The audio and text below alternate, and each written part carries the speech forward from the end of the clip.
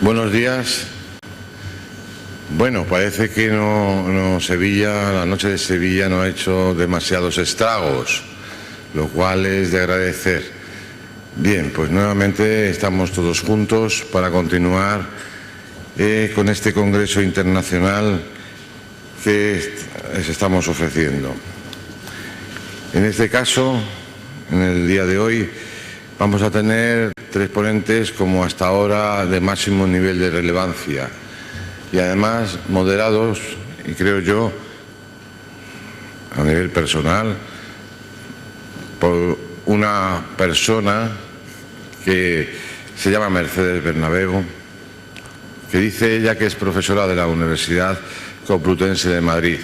Pero me tendréis que perdonar, y yo tengo que decir que por lo menos en tiempos no fue profesora sino maestra mía, y de este lugar quiero mandar pues un abrazo, un reconocimiento a aquellos maestros que tuve y que me han hecho llegar hasta donde he llegado, porque me enseñaron a aprender, me enseñaron a superarme. Maestros desde el punto de vista más socrático posible. Por lo tanto, valga este momento como elección para abrazarles y elevarles al máximo nivel. Sigo diciendo que es profesora de la Universidad Complutense de Madrid, responsable asistencial, coordinadora de publicaciones durante 15 años de la Asociación Española de Fisioterapeutas y máster en investigación. Seguidamente tenemos también al señor Torres Cueco, que es fisioterapeuta, profesor de fisioterapia de la Universidad de Valencia, director del máster de técnicas manipulativas avanzadas de la misma universidad y es investigador sobre el síndrome del dolor miofascial, entre otras cuestiones. Posteriormente, Manuel Arroyo Morales, doctor, mención europea a la Universidad de Granada, fisioterapeuta y médico especialista en actividad física y el deporte, profesor titular de la Universidad de Granada, jefe de servicio médico del Centro Club de V10 de Salud, y además es la única persona que tenga yo conocimiento que tiene un sexenio en investigación. Y por último, he querido dejar a nuestra amiga, se lo he apagado, perdón, que no ha sido en este caso una falta de deferencia, Gómez Conesa, doctora muy conocida por todos nosotros y presidenta de la Asociación Española de Fisioterapeutas. Con ella también queremos hacer esa mención por parte del Colegio de Andalucía a esa asociación que tanto y tantas personas lucharon para que nosotros consiguiéramos llegar a donde estamos, y que esa lucha y ese querer estar en la docencia, en la formación, en la investigación, etcétera, pues vaya de la mano y vayamos unidos todos juntos, el Consejo General, la Asociación Española y todos los colegios. Sin más preámbulos, le doy la palabra a la señora moderadora. Muchas gracias. Hola, buenos días a todos. Quiero, en primer lugar, agradecer al comité organizador y al comité científico el haberme invitado a este congreso de estas características tan importantes.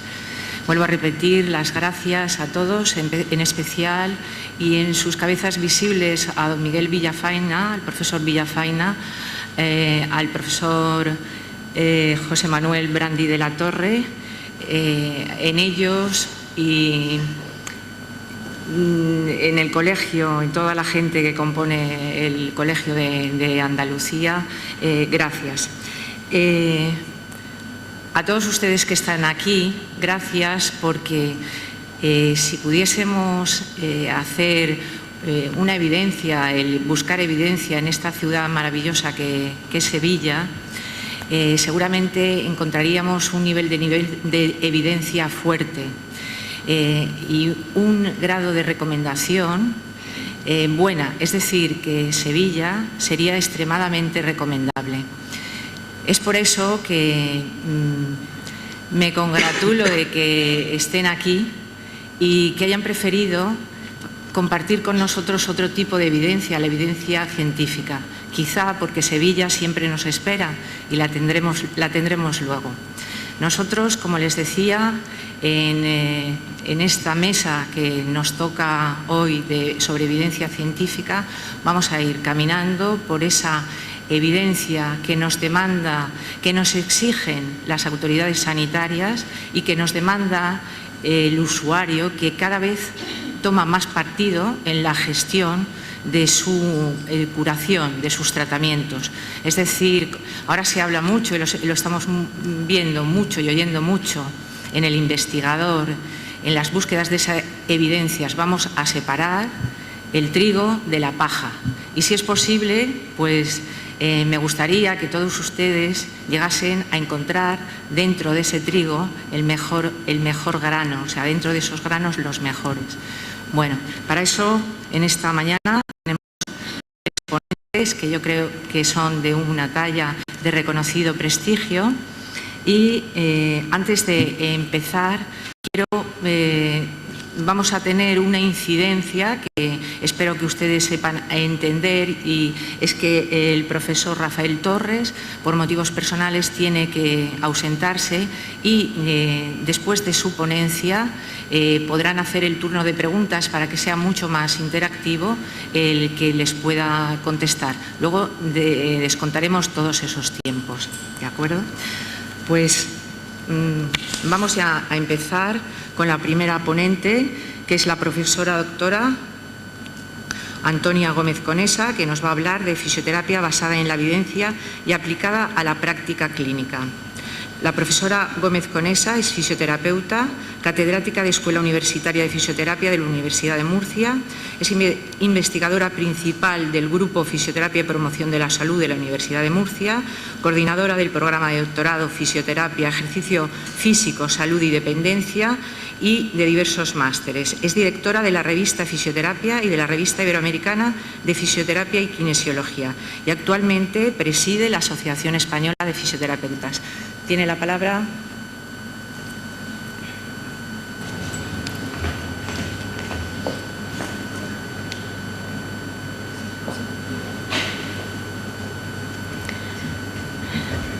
Buenos días.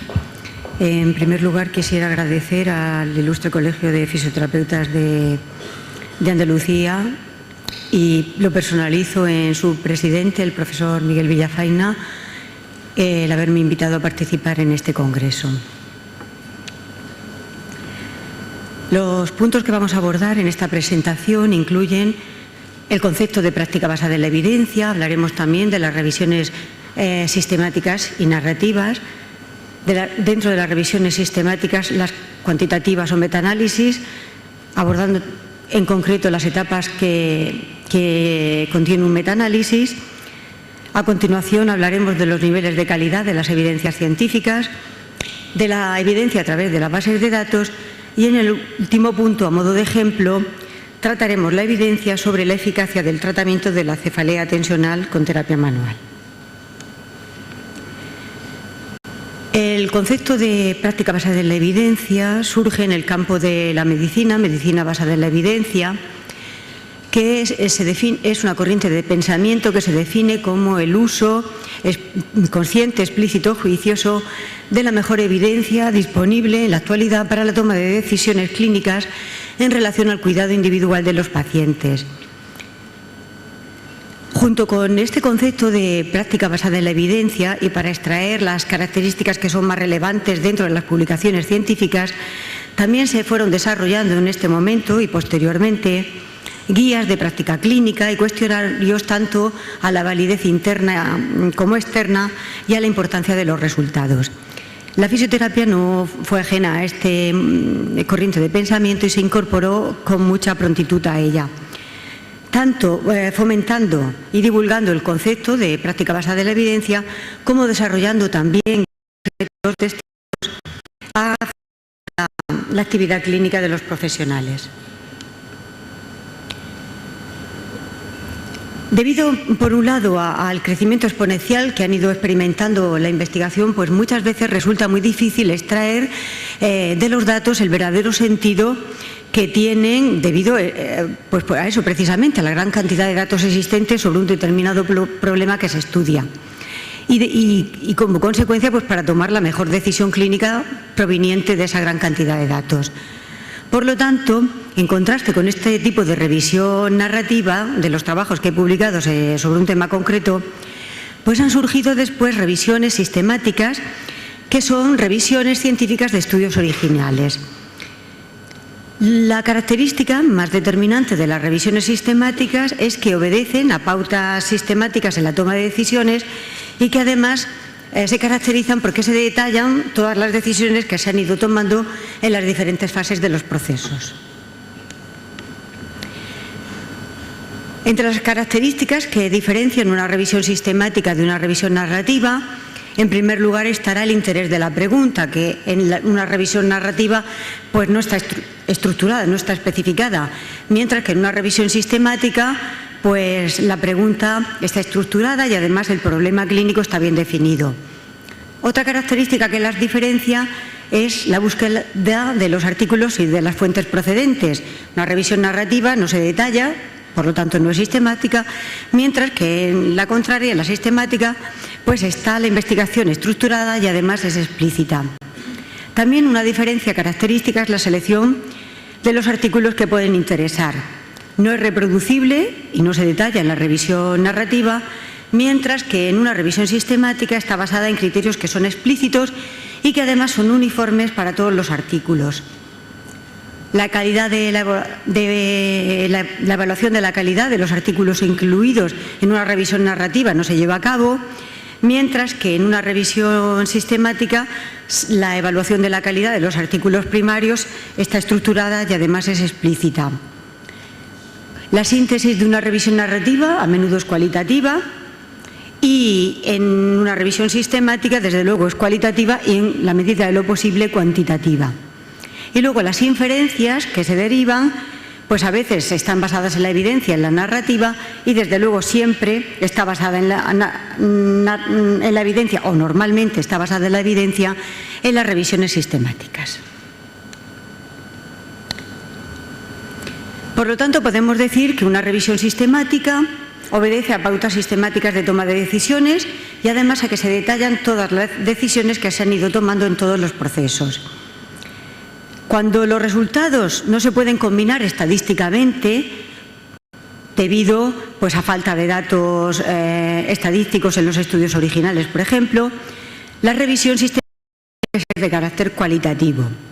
Mientras que cuando es posible llevar a cabo métodos estadísticos para combinar los resultados de 2 o más estudios primarios, entonces estamos hablando de una revisión cuantitativa o metaanálisis. Por lo tanto, podríamos decir que cuando se pueden cuantificar los resultados de cada estudio empírico integrado, pues, mediante algún índice estadístico del tamaño del efecto y de aplicar técnicas estadísticas para extraer la esencia de los resultados, entonces una revisión sistemática se convierte en un metaanálisis. Por lo tanto, un metaanálisis es una revisión sistemática en la que se utilizan métodos estadísticos que permiten analizar los resultados de los estudios integrados en ella. La evaluación de la eficacia de las intervenciones terapéuticas mediante un metaanálisis permite dar respuesta a múltiples cuestiones que nos podemos plantear en la práctica clínica. Cuestiones del tipo de si un tratamiento en términos generales es eficaz, o cuál es la magnitud del efecto en promedio, o también si los resultados son homogéneos en torno al tamaño del efecto, o si hay, en el caso de que haya diferencia entre distintos tratamientos o distintos tipos de intervención, cuál es esa eficacia diferencial que existe, y en caso de que los estudios sean heterogéneos, cuáles son las características que son los que originan a los que se debe tal heterogeneidad. El metaanálisis se considera que el proceso de revisión de la investigación sobre un tema es en sí mismo ya una investigación. Por lo tanto, está sometido a las mismas normas de rigor científico que se exigen en los estudios empíricos. Para su realización tiene que pasar por unas fases típicas que caracterizan toda investigación. Hay que formular el problema, hay que llevar a cabo la búsqueda de la literatura, codificar los estudios, calcular el tamaño del efecto, analizar estadísticamente los resultados e interpretarlos y, en el último punto, como todo trabajo de investigación, debe ser publicado. En cuanto a la formulación del objetivo, hay que determinar los conceptos, los constructos y cómo estos operan entre sí, y en el caso de que sea susceptible, pues hay que plantear también las hipótesis que se pretenden probar. En segundo lugar, hay que llevar a cabo una búsqueda de la literatura lo más exhaustiva posible, de manera que podamos localizar todos los estudios empíricos que cumplen con una serie de criterios de selección que previamente han sido establecidos y que nos van a asegurar que no hay ningún estudio relevante que queda excluido a los objetivos del metaanálisis. Hay que definir los criterios de inclusión y de exclusión, especificando cuál es el rango temporal de esos estudios, de ese metaanálisis, qué tipo de participantes o de pacientes, qué tipo de intervenciones y qué comparaciones se van a llevar a cabo, qué medida de resultados, qué tipo de diseños y con qué nivel mínimo de metodología se van a incluir. Hay que desarrollar también, para localizar los estudios, una estrategia de búsqueda que considere las siguientes fuentes como mínimo. Hay que hacer una búsqueda en bases de datos electrónicas, las más relevantes en función del tema objeto de estudio. Hay que llevar a cabo también búsqueda manual en las revistas relevantes sobre ese tema.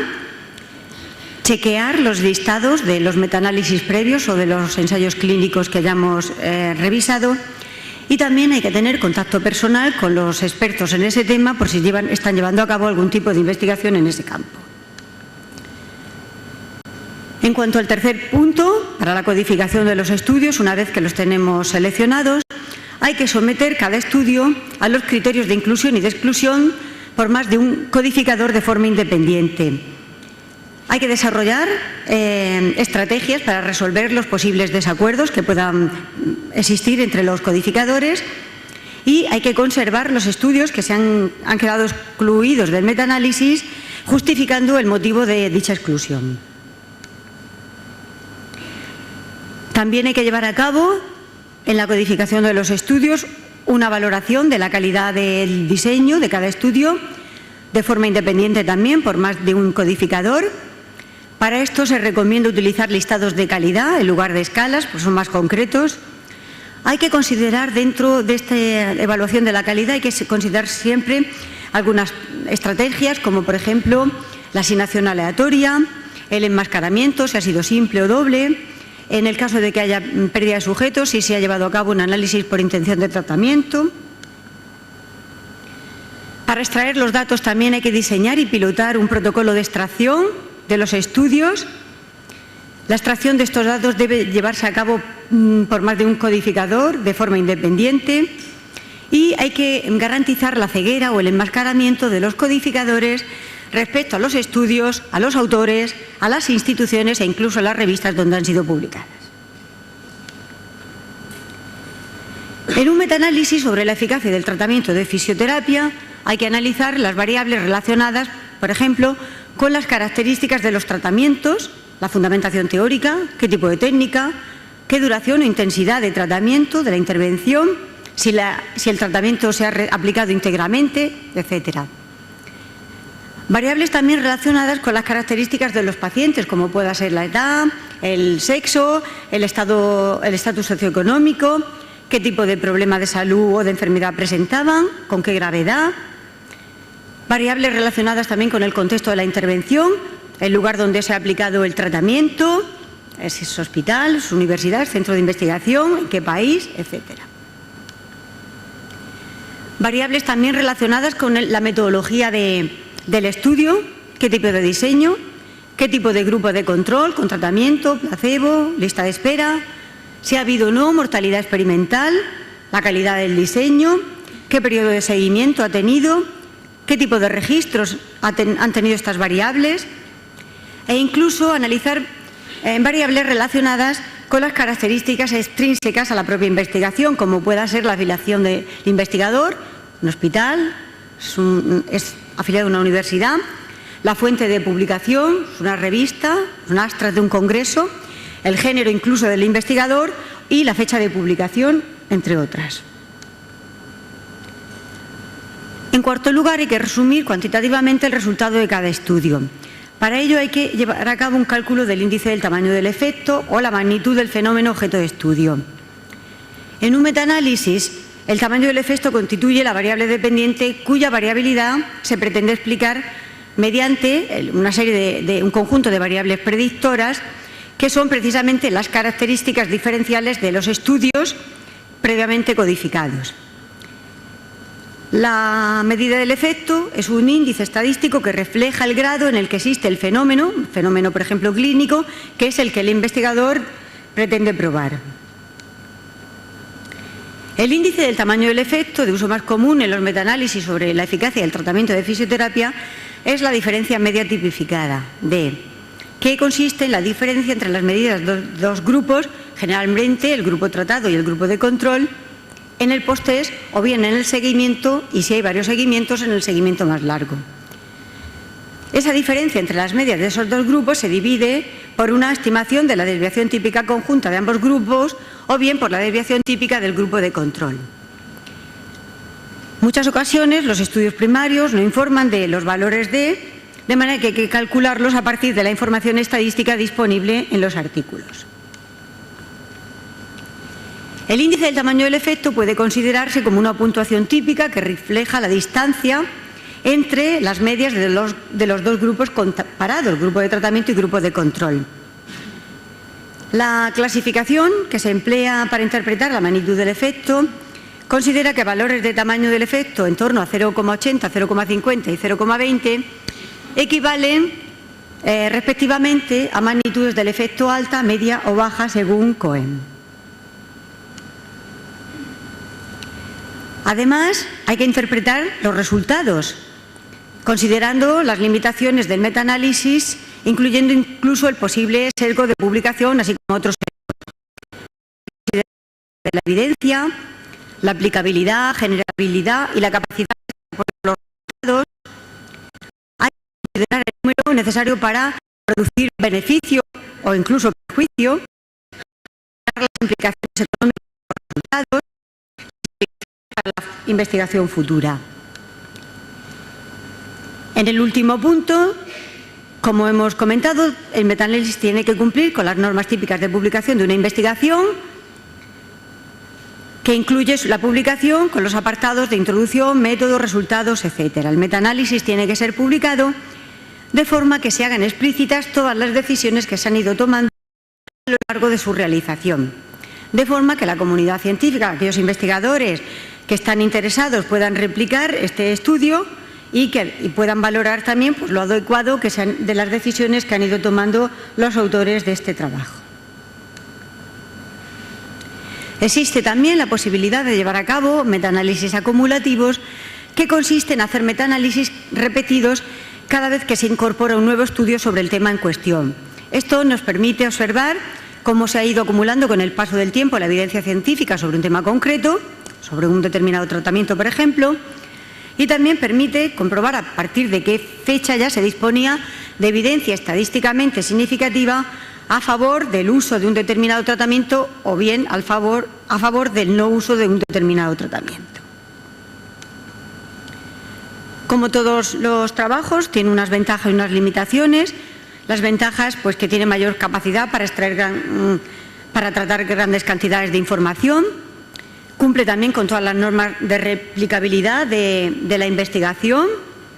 Como es muy capaz de detectar posibles efectos que, aun siendo pequeños, pues tienen gran relevancia para la práctica clínica.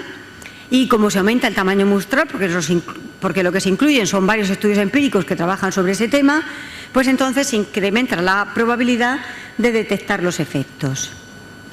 También porque pone gran énfasis en la importancia que tiene considerar la magnitud del efecto en detrimento de otras pruebas de significación estadística. Otra ventaja es la capacidad que tiene para encontrar factores y características que dan cuenta de la heterogeneidad de los efectos encontrados. Y luego las interpretaciones, que son más fiables porque se basa en una metodología cuantitativa y objetiva. Como todos los trabajos, tiene también una serie de limitaciones, pues puede ser los estudios, la heterogeneidad. Si hay estudios diferentes, estos nunca deberán combinarse. Si la calidad de los ensayos clínicos es deficiente, entonces la validez de los resultados del metaanálisis también se va a ver comprometida. Otra limitación puede ser un sesgo de publicación. Los ensayos que son estadísticamente significativos pues tienen mayor probabilidad de ser publicados y además en mejores revistas y con menor demora.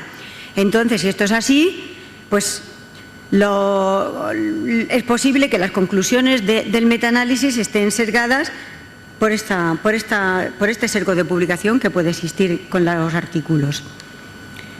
También, si los criterios de inclusión de los estudios pueden verse influidos, pues en algunos casos por el conocimiento previo que tienen los metaanalistas de los resultados del conjunto de estudios potencialmente relevantes. Y también otro sesgo puede ser, otra limitación, pues que si los estudios tienden siempre a reportar la variable de respuesta que alcanza resultados más favorables, pues entonces los resultados del metaanálisis también pueden verse sesgados. En el ámbito de la evidencia, en la práctica clínica, la lectura de una revisión sistemática de un metaanálisis sobre un determinado problema nos permite ahorrar mucho tiempo a los profesionales y además ofrece una visión conjunta de lo que precisamente estas pruebas, estas evidencias dicen sobre ese problema. Y además la comunidad científica ha aceptado que los metaanálisis son una metodología que permite ofrecer las mejores evidencias, las mejores pruebas sobre un problema cuando los estudios empíricos acumulados pues son estudios experimentales o ensayos clínicos aleatorios.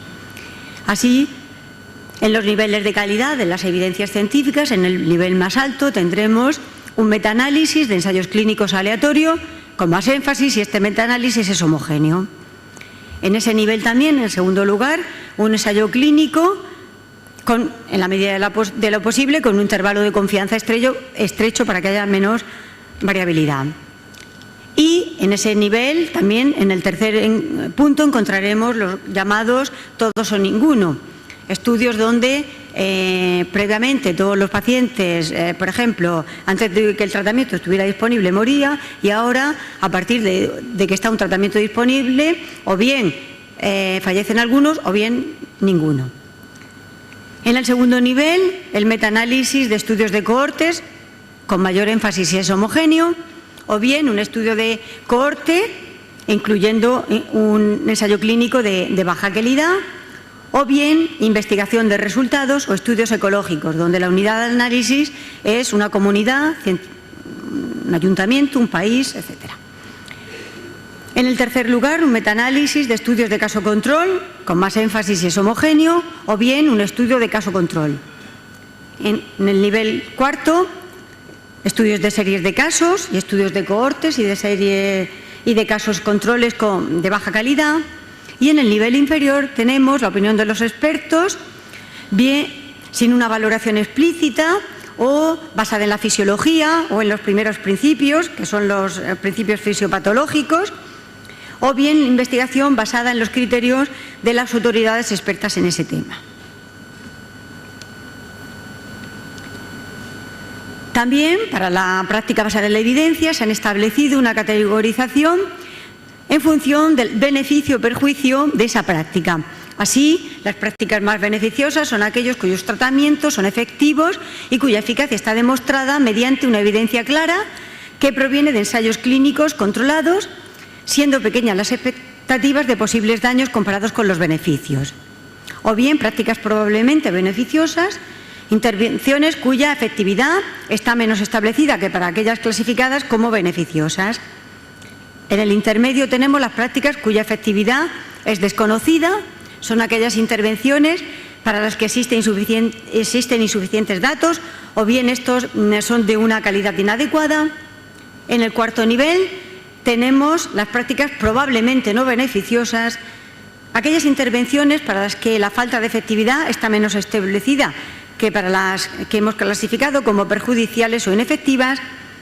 Y, en el último lugar, aquellas prácticas denominadas no beneficiosas, que son intervenciones cuya inefectividad o cuyo perjuicio ha sido demostrado mediante una evidencia clara de estudios aleatorios.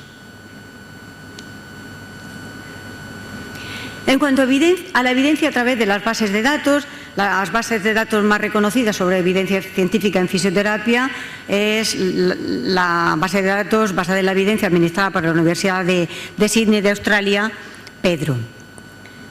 Esta base de datos contiene resúmenes, ensayos clínicos, revisiones sistemáticas.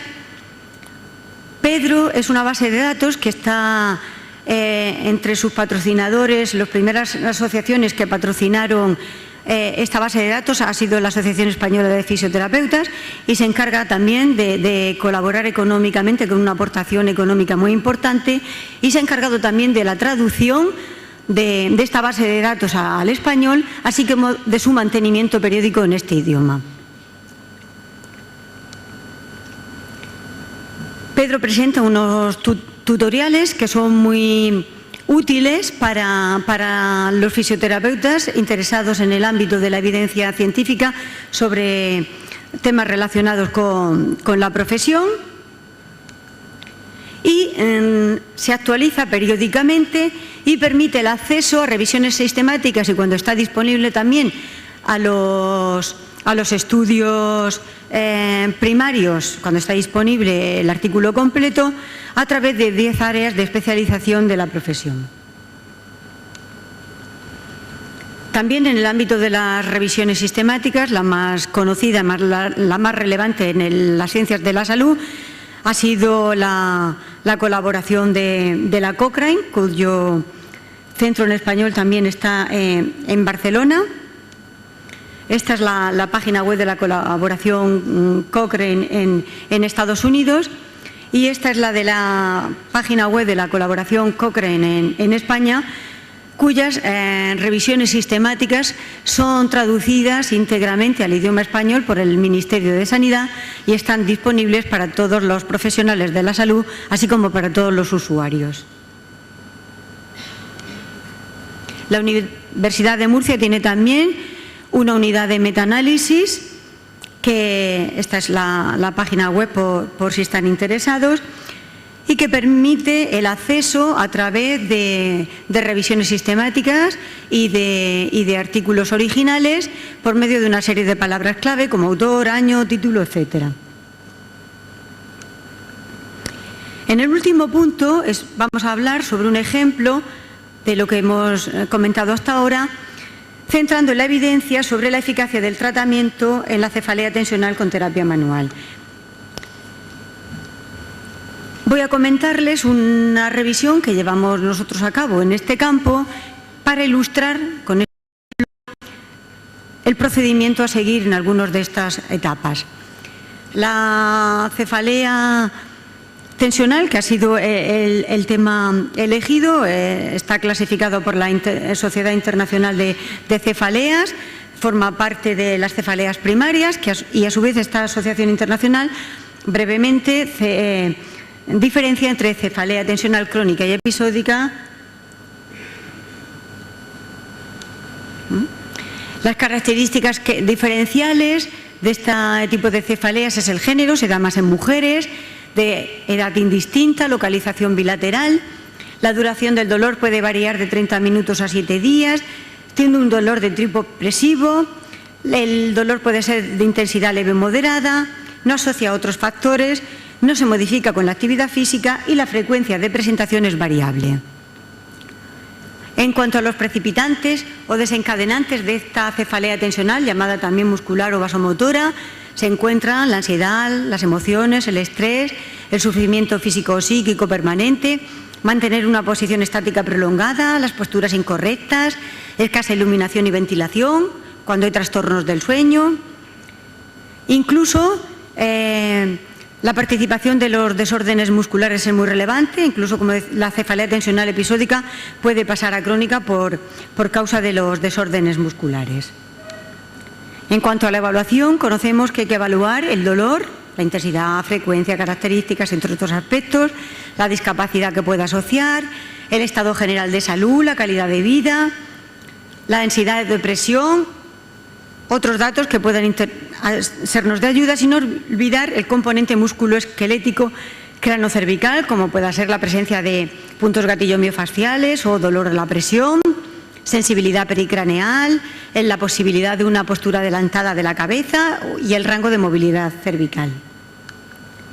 En cuanto al tratamiento de la cefalea, el más utilizado es el farmacológico y la terapia manual, el farmacológico con toxina botulínica o antidepresivos y la terapia manual con movilización y manipulación de tejidos blandos o articulaciones con diferente velocidad y amplitud. Dentro de estas técnicas de terapia manual pueden aparecer manipulación espinal, manipulación de tejidos blandos, técnicas de compresión isquémica, spray, estiramiento, masaje terapéutico, liberación miofascial o masaje de fricción transversa. Con estos conocimientos sobre el tema, nosotros hemos llevado a cabo una revisión de las evidencias sobre la eficacia del tratamiento de la cefalea tensional con terapia manual. Para ello hemos hecho una búsqueda de las revisiones sistemáticas sobre este tema y hemos encontrado 4 trabajos relevantes cuyos autores han llevado a cabo una revisión sistemática previa. En el primero de ellos, el trabajo de Osten y colaboradores, publicado en 2002, lo realizaron con el objetivo de evaluar la eficacia de la manipulación espinal en el tratamiento de cualquier tipo de cefalea. Esta revisión incluye ensayos clínicos aleatorios y revisiones de la Cochrane sin restricción de idioma. Los estudios se identificaron mediante búsqueda manual y electrónica y rastreo de citas. Y los tipos de intervención podían ser estudios que comparen la manipulación espinal con ausencia de tratamiento, con placebo, con la medicación habitual o con algún tipo de tratamiento activo. En esta revisión sistemática se incluyen 9 ensayos clínicos aleatorios, 3 de los cuales evaluaron la eficacia de la manipulación espinal en la cefalea tensional. El primero de ellos es el estudio de Bowling en el 95, que compara la manipulación espinal con la mitriptilina en cefalea tensional crónica, con un tratamiento de 6 semanas. El grupo de manipulación espinal recibió 2 sesiones de 20 minutos a la semana con técnicas de alta velocidad y poca amplitud. Tras el tratamiento, ambos grupos mejoraron de forma semejante, pero el grupo de amitriptilina tuvo menos intensidad de cefalea. Sin embargo, 4 semanas después del tratamiento, el grupo de manipulación espinal tuvo resultados mejores en todas las medidas: intensidad y frecuencia de la cefalea, en el consumo de fármacos sin receta y en la calidad de vida. El segundo estudio, recogido en esta revisión sistemática, es el de Bow en el 98, que compara una combinación de manipulación espinal con masaje, con láser, placebo y masaje. 8 sesiones de 15 minutos durante 4 semanas. Las técnicas de manipulación espinal son de alta velocidad y amplitud baja y el masaje de fricción profunda. Tras el tratamiento, ambos grupos mejoraron sin diferencias entre ambos y a los 3 meses después los resultados se mantienen sin diferencias entre los grupos. El tercer estudio incluido en esta revisión sistemática es el de Hoyt, que comparó manipulación espinal con 2 controles sin tratamiento, uno de palpación y otro de reposo. Cada intervención tenía una única sesión de tratamiento con 10 minutos y la técnica de manipulación espinal es de alta velocidad y amplitud baja y masaje de fricción profunda. La medida de resultados fueron electromiografía de superficie, temperatura de la mano dominante y severidad de la cefalea. Tras el tratamiento, el grupo de manipulación espinal redujo el dolor por cefalea sin cambios en otras medidas. En conclusión, en esta revisión sistemática, solo 3 estudios evalúan la manipulación espinal en pacientes con cefalea tensional y de ellos solo 2 son de buena calidad, porque el otro era una única sesión. Un estudio muestra que la manipulación y la amitriptilina son semejantes para el tratamiento, pero un mes después la manipulación espinal es mejor en intensidad y frecuencia de la cefalea, en consumo de fármacos, en receta y en calidad de vida. Y otro estudio que compara la manipulación con láser y placebo, y ambos con masaje de fricción profunda, no encuentran diferencias tras el tratamiento ni 3 meses después. de SINC, en 2004 llevan a cabo también una revisión sistemática cuyo objetivo era revisar y, si es posible, evaluar la evidencia de los ensayos clínicos respecto a la eficacia de la fisioterapia y la manipulación espinal en la cefalea tensional. Incluyen ensayos clínicos aleatorios y cuasi aleatorios con sujetos mayores de edad y en esta revisión sistemática incluyen tanto cefaleas de tipo tensional como migrañas. Las medidas de resultado podían ser al menos una medida evaluada por el paciente: intensidad de la cefalea, severidad del dolor, frecuencia o duración del dolor, calidad de vida, estado de salud, etc. Los estudios se identificaron mediante búsqueda manual, búsqueda electrónica y rastreo de citas. En esta revisión se incluyen 8 ensayos clínicos aleatorios. Los ensayos evaluaron la manipulación espinal, masaje de tejido conectivo y otras manipulaciones. Los estudios que incluyen manipulación espinal son los de Bowling y Bow, que ya los habíamos visto en la revisión sistemática anterior. Se incluyen también aquí trabajos que incluyen fisioterapia comparado con acupuntura, por lo tanto no incluyen ningún tipo de masaje y relajación en el ámbito de la fisioterapia, así que los incluimos en terapia manual, y incluyen también otras manipulaciones como puede ser la técnica craneosacra de cuarto ventrículo o la manipulación del tejido conectivo de cirias. De estos 8 ensayos, solo 2 son de alta calidad, que son precisamente los 2 primeros que habíamos visto en la revisión sistemática previa, el de Bowling y el de Bow. Por lo tanto, en conclusión, en estos estudios, solo 2 se consideran de alta calidad. Sus resultados son coincidentes con los de Asten que habíamos visto 2 años anteriores. La tercera revisión sistemática es una revisión de la Cochrane, que si bien es de 2004, fueron publicados en 2006 y la traducción al español tuvimos acceso a ella en 2008, pero el estudio se realizó en 2004. Tenía como objetivo cuantificar y comparar la magnitud de los efectos a corto y largo plazo de los tratamientos físicos no invasivos para cefalea tensional, crónicas y recurrentes, para todo tipo de cefaleas, y se incluyen ensayos clínicos aleatorios, cuasi aleatorios. No hubo restricción de idiomas, no hubo restricción de edad de los pacientes y incluyen pues cefaleas de todos tipos: tensional, racimos, de origen cervical, migrañas. Los tipos de intervención pueden ser estudios que evalúen el efecto del tratamiento, uno o más tratamientos físicos no invasivos que incluyen pues calor, frío, tal. Nosotros de aquí hemos seleccionado aquellos que tienen relación con la terapia manual. Los grupos de comparación podían ser placebo, ausencia de tratamiento u otra intervención activa. En cuanto a las medidas de resultados, al menos una medida podía ser evaluada por el paciente: intensidad de la cefalea, índice de cefalea, frecuencia, duración, mejoría, etc.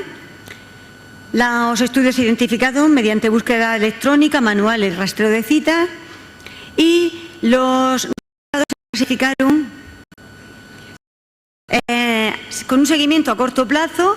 Si los resultados se evaluaban hasta 3 meses después de la intervención del tratamiento, o bien a largo plazo si la evaluación se llevaba a cabo a los 3 meses después de esta segunda evaluación. Esta revisión de la Cochrane incluye 22 estudios, 21 son ensayos clínicos aleatorios y un cuasi aleatorio, que evaluaron diferentes tipos de cefaleas.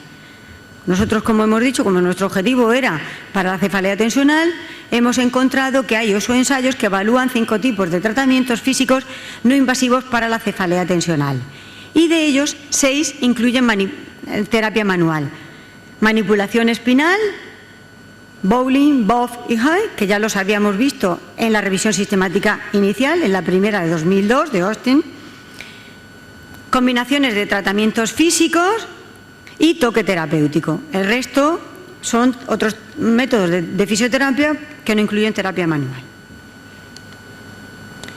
Los 3 primeros, como hemos dicho, son coincidentes con la primera revisión sistemática. Por lo tanto, como hemos ido señalando, Bowling comparó con la mitriptilina y Bow la manipulación espinal con masaje y láser placebo más masaje. En esta revisión de la Cochrane las combinaciones de tratamientos físicos. Incluye el estudio de Ahogen, que comparó la acupuntura con una combinación de masaje, ultrasonido y compresas calientes. 3 semanas de tratamiento. El grupo de tratamiento combinado recibió 3 sesiones de masaje y parafango, seguido de 5 sesiones de masaje y ultrasonido, y el grupo de acupuntura 4 sesiones. Se analizaron los resultados tras el tratamiento y 20 semanas después, y se observó una reducción del dolor tanto en el grupo combinado similar con el de acupuntura, y no hubo diferencias estadísticamente significativas entre ambos grupos. También el estudio llevado a cabo por Carlson en 1990 comparó relajación, automasaje, TENS y estiramiento con acupuntura. El grupo combinado incluyó entre 10 a 12 sesiones en un tiempo de 8 a 12 semanas en función de la mejoría de los pacientes, y el grupo de acupuntura de 4 a 10 sesiones durante 2 a 8 semanas.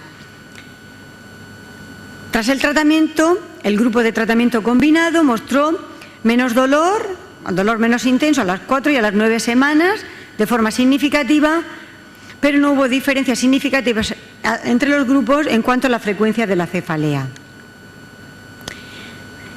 El sexto trabajo de terapia manual en esta revisión de la Cochrane es el toque terapéutico de Kellan, que comparó toque terapéutico más reposo y respiración profunda con el placebo del toque terapéutico más reposo y respiración profunda, y encontraron diferencias significativas entre los grupos a favor del que había recibido la sesión de tratamiento de toque terapéutico.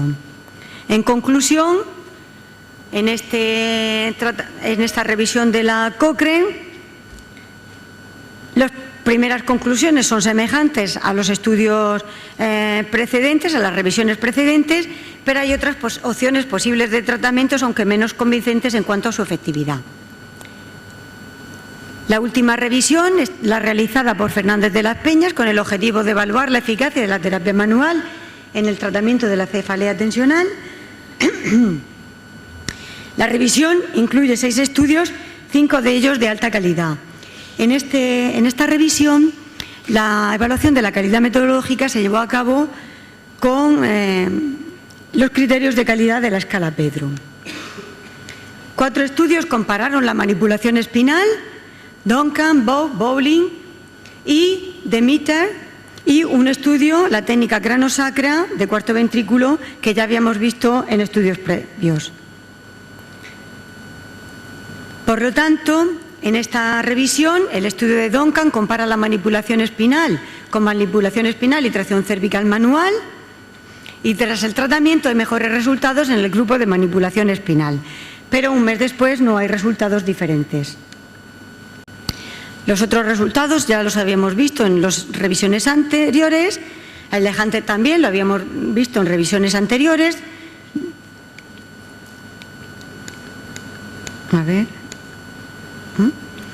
Posteriormente, nosotros hemos llevado a cabo una revisión de ensayos clínicos aleatorios para ver si en la actualidad hay alguna evidencia que aporten sobre este tema nueva. Hemos encontrado que el tratamiento que aplicaron Kasten y colaboradores con terapia manual y comparado con una atención de guía de clínica en cefalea tensional crónica, han encontrado que la terapia manual redujo la frecuencia de cefalea, la discapacidad y mejora la función cervical, y que a los 6 meses el grupo de terapia manual mantenía los resultados. Y también un estudio llevado a cabo en nuestra universidad por SPI colaboradores, que han comparado la terapia manual con placebo, encontrando que el grupo de terapia manual articulatoria y combinado es más eficaz que otros grupos de tratamiento, y que incluso el grupo de tratamiento con inhibición es mejor que el grupo de control. Y además, un mes después, los resultados del efecto de la manipulación espinal se mantienen. Como conclusiones de este trabajo, podemos señalar que la actividad clínica tiene que sustentarse siempre en la mejor evidencia, que las revisiones sistemáticas son un instrumento para la síntesis de la información y la toma de decisiones en la práctica clínica, que los metaanálisis y las revisiones sistemáticas ofrecen evidencias y pruebas menos sesgadas que las revisiones narrativas, que los metaanálisis, especialmente los de los ensayos clínicos aleatorios, constituyen un tipo de revisión sistemática idóneo para desvelar el estado sobre un determinado problema, que la evidencia demuestra que los tratamientos con terapia manual son los más empleados en fisioterapia para las cefaleas tensionales crónicas y episódicas, que las técnicas empleadas son manipulación espinal, de tejidos blandos, masaje de fricción transversa, de tejido conectivo, inhibición de tejidos blandos suboccipitales y las técnicas de compresión isquémica, y que aunque hay evidencia de la eficacia de la terapia manual en el tratamiento de la cefalea tensional, se precisan estudios de buena calidad metodológica para validar estos resultados obtenidos. Muchas gracias.